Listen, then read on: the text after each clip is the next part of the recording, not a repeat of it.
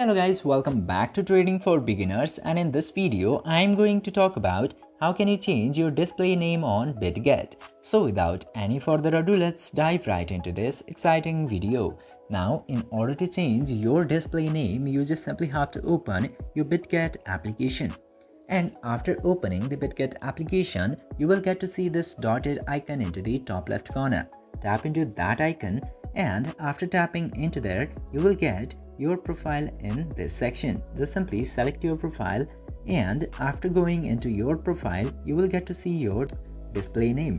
Just simply select display name, and after that you will get to see this page where you can read all of the informations and what you can do or can't do with your display name. Just simply read this and erase your current name, and after that change your name to whatever you want, which follows the privacy policy and rules of Bitget, and tap to confirm, and this way you can easily change your name in here.